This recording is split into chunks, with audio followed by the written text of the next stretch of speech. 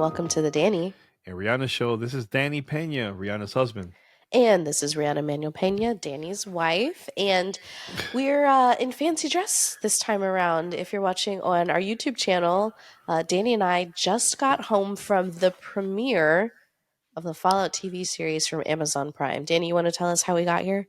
Yeah. First of all, thanks to Amazon and also PRUC 47. They invited us to attend the premiere of the Fallout TV series. Now, I got to go back, actually, Ree, Yeah. because you didn't attend this event. So I did get to, I got to see this, the TV series, the first two episodes, over a month ago. And this was like a very secretive event, very small group of people. We saw it at the theater here in Los Angeles, and it was a lot of fun. We got to meet the cast, the director, the writers, and then the Amazon gave us opportunity also to send us an advanced screening of the whole season. So it's actually 8 episodes in total. Which by the time you listen to this or watch this episode, the series is going to be out actually Wednesday, 6 p.m. 6 p.m. Pacific time. Also, and I'm going to show clips here and there during this of the video version of this podcast. I also got to sit down and interview the cast and also the director and the writer of the Fallout TV series. So there was a lot of Fallout for like the past month or so, but this one was the red carpet premiere at the Chinese Theater, which is located in Hollywood in Los Angeles, and it was a lot of fun. We got to see a lot of our friends. There was a lot of celebrities there. The theater, and you tell me if I'm wrong, Reed. The theater was jam packed, Oh, yeah. packed. Yeah, Jam yeah. packed, and the vibes were immaculate. I will say that the Amazon team and 47, who, as Danny mentioned, invited us to attend, were hmm very well organized. The show did start a little bit late, but we really appreciate being able to share that experience with everybody here and give our early spoiler free thoughts on the season. And for those who aren't familiar, Fallout is a video game series from Bethesda Games, and they did a really wonderful job adapting what is many different games. So there are how many, like 10 different Fallout games out there now, and taking the world and the lore and the spirit of the Fallout games and making it into a live action television series that doesn't feel like it's trying to recreate exactly what happens in the games. It feels like it's an extension of them. And, we can get into our early thoughts now. I guess is as good of a time as any to, hmm tell the world what we think about this TV series and how this adaptation has succeeded or failed or Yeah, anything in between. definitely. And I have to say this. I know we watched a lot of movies and also a TV series based on video games. So like Mario Brothers, the big one was The Last of Us that came out on Halo, HBO Max. Halo. There was a couple other ones, right? Uncharted. Uncharted. The difference between this one and the other shows that we got to see, also Arcane, is Oh, yes. Arcane also has like an original story that if you play the actual game, this is like a story that we have never heard of, and then now they added like the characters and everything in there in the game. But with this one, they took stories from the games, especially from the first Fallout game, which also takes place in Los Angeles. And that game, I believe, when everything with the bomb happened, it you start playing like 100 something years later in the game. So after the United States sees nuclear death and there's hmm bombs everywhere and people go down Sure. into shelters or hmm whatever's left on the surface gets irradiated Yep. and taken So out. this one takes place 239 years later.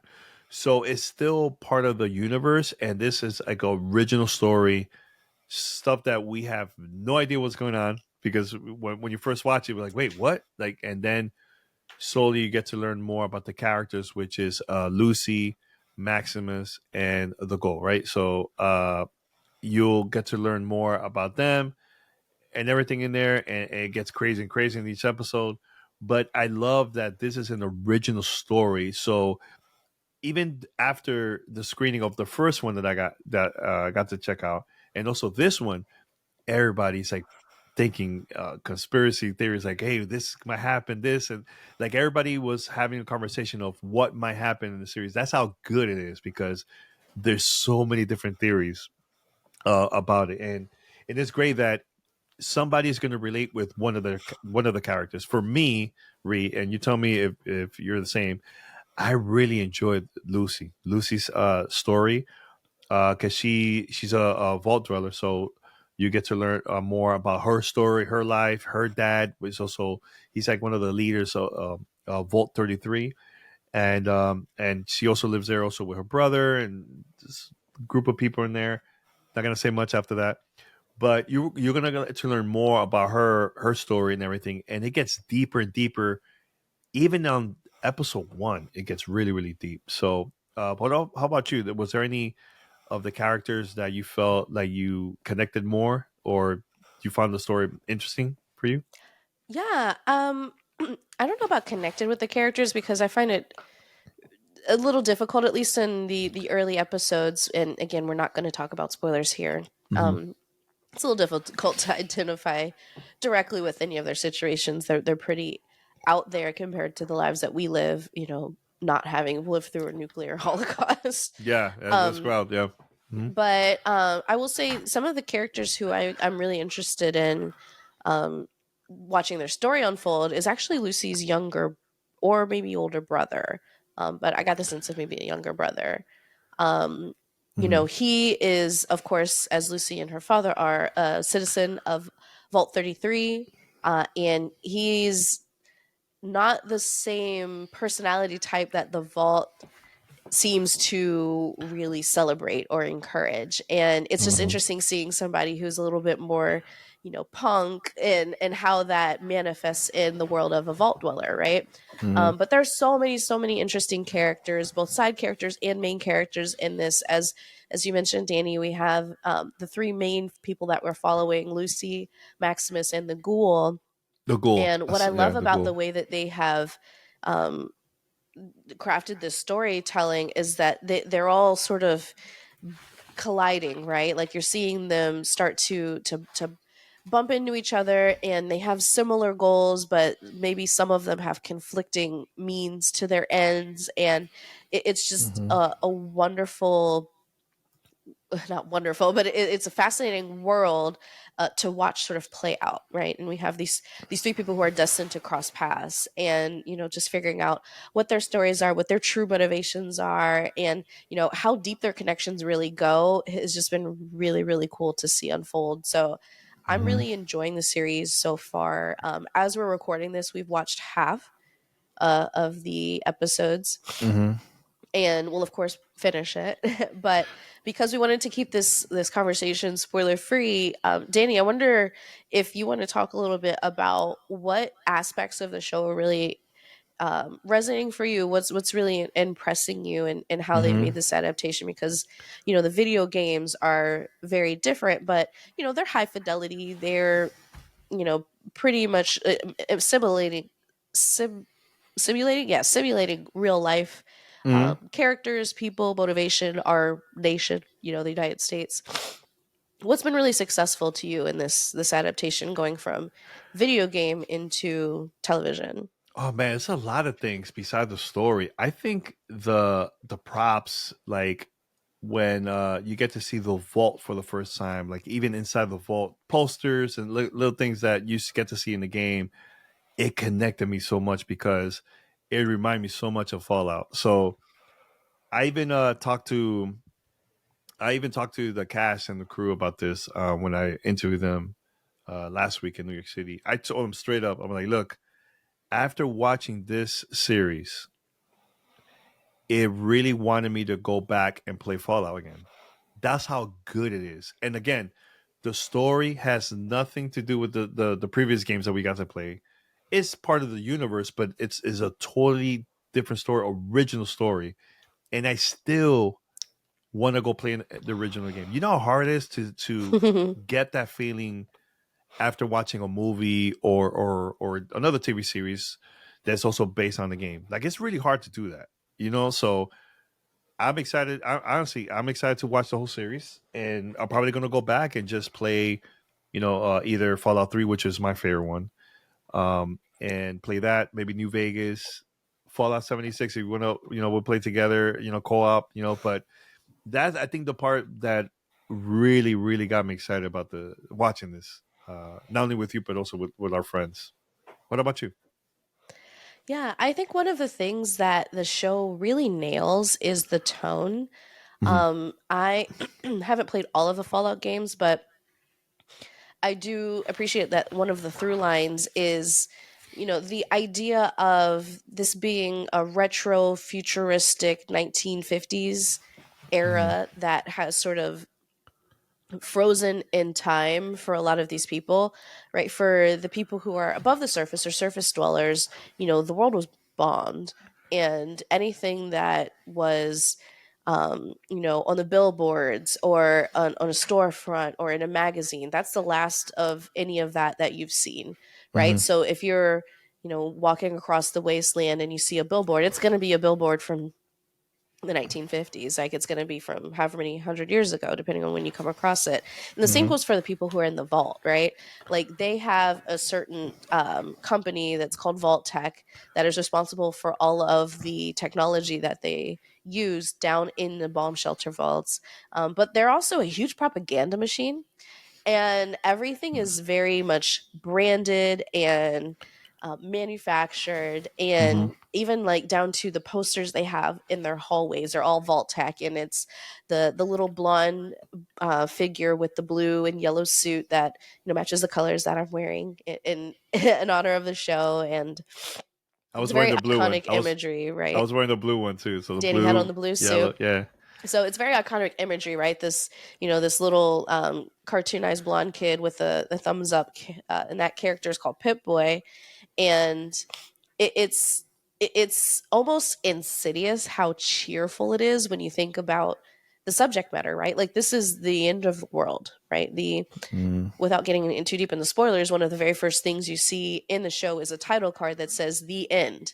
It's showing you what happens at the end of the world, which is the beginning of this story, and Vault Tech has approached it as a, okay, everybody, let's put on our little vault suits and strap in and get down into those shelters and start exercising so you can be there to rehabilitate everything after the end of the world. Like Hmm. it's overly cheerful, it's saccharine, and it's very tongue in cheek, and that sense of humor and that tone of almost toxic optimism is carried throughout the show, especially with the vault dwelling character Lucy, who comes to the surface as you've seen in the Hmm. the promo videos. Um, but it's also interesting to see how that attitude and that morale and that meritocracy that they have established for the vault dwellers starts to sort of break down even if you don't go back up to the surface. And Hmm. so, as interesting as things are happening out on the surface, there's also stuff happening in the vault, which is almost as fascinating, if not more so, because you're just Hmm. seeing what society ends up becoming in a microcosm with all of the pressure of being underground for hundreds of years. So I really like that they struck that tone. I will say, just a heads up to people who may be sensitive like me, there is a lot of gore and violence in this show. It's pretty well telegraphed, so there is enough time to shield your eyes from most of the gristle, but it is not in a, I would say, gratuitous uh, manner. It's definitely in a more humorous way. Like I don't want to compare it too closely to Starship Troopers because it's not as cartoonish as that. There's definitely some gristle and decapitated limbs and stuff like that, but Hmm. it's outlandish enough that it doesn't really turn your stomach unless you're staring at it and thinking about it too hard. But I Hmm. just want to give that content warning for anybody who, again, similar to me, isn't into the super blood and gutsy stuff. Yeah, I mean, it is very gory. I think it's Yeah, very gory. But after a while, I got used to it. I'm like, it's fine. It's fine for yeah. me. But It's I just it's completely just over understand. the top enough that it feels like the game, right? Yeah. It's supposed to be played for for laughs. So yeah, this was a great series. I can't wait to watch the rest of the series. I think we only have like four left. But again, from the beginning, because with like both the thing that I was telling Ree and also Paris, because I know we went to the theater, I was like, they have to show us both episodes to so you can see the bigger picture, not just one. You mean number And 1 and number 2? episode 1 and 2, yeah. So we got to watch two episodes during the session, and it was perfect. Like after watching, even watching the first episode, but I think after watching both episodes, you're like, okay, it makes sense. It makes you want to like binge the whole thing. Like I know a lot of people are probably gonna do this in like in a day, 100%, because Amazon decided to release all the episodes on day one. So I prefer it would have been cool to release it every week because then you know people are gonna be having conversation about episodes for like a whole week, that type of It's a thing. But tough decision, right? Cuz like yeah, if the show is really good, you want to have time to really sit with it and watch the yeah. breakdown videos and talk to your friends about it once they've caught up. But when things are, dropped all at once, yes, you get that big huge spike and all the streaming hours put everything at the top of the charts, but Mhm. you sort of lose a little bit of that opportunity to have a conversation about it. So I am hoping that people will watch so we can hear what you think, because I'm just fascinated to hear what people think about this, because I have lots of thoughts that I Yeah. would All like to right. share that are Yeah. spoilerish, so I won't share them here. Yeah. All right. Anything else, Ree? Before we wrap it up, anything else? I think it's fun. I want people to definitely watch this, even if you have Prime Video, even if you have friends that have Prime Video, make sure to get together and watch it. I highly recommend it. I think people are going to be talking about this for the rest of the year. That's how good this series. I mean, years from now, people are going to be talking about this. I think personally, but Yeah, I mean, I don't want to try to claim to be a film critic, but I would definitely put this up there in the last with The Last of Us, for the caliber of television this is, Mhm. and how successfully they took a video game world and made it fit for live action. I think it was really thoughtfully done, and because the creative team and from Bethesda and Todd Howard were directly involved, you could tell that it is a, I wouldn't say a faithful adaptation of any one storyline, but it's definitely a faithful adaptation of this world Mhm. and all of the different stories that can exist within, a Fallout series. So um I'm excited to watch the rest of it. I'm excited to see more. I think we've heard rumblings about season 2 already. The buzz in the room was absolutely electric. Everybody was very high on it, and when it does drop, we're definitely going to have all the little, cooler water cooler conversations about it. But I'm hoping to hear everybody's thoughts. Once you've had a chance to check it out, come back here and drop your comments. I would love to see what you think. And it's just a really great sign for the video game industry and how we can potentially expand into other forms of storytelling and media from Mhm. this world that we all know and love and work in. And there has been maybe some drawbacks to the way growth and retention have not sustained in 2023 and now in 2024, but this breathes new life into what we love. So it's really encouraging to see video games done right on the silver screen or whatever the TV screen, and Mhm. hopefully it's a path to seeing more like this, because there's a lot of amazing stories out there in video games, and not just the big ones, right? Like a lot of smaller games, double A studios, or even indies have some fantastic stories that could potentially adapt to live action, and I'm just excited to be a part of this future. No, definitely, definitely. I can't wait, and I can't wait to hear the listeners and viewers their thoughts about the series. So please let us know under the comment section below, or just hit us up. I would love to hear more about this, and also weekly poll for this episode.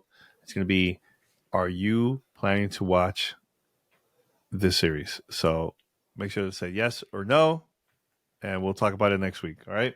Until next time, guys. Thank you for listening or watching the latest episode of Danny and Rihanna show. Until next time, we're out. Take care. Bye.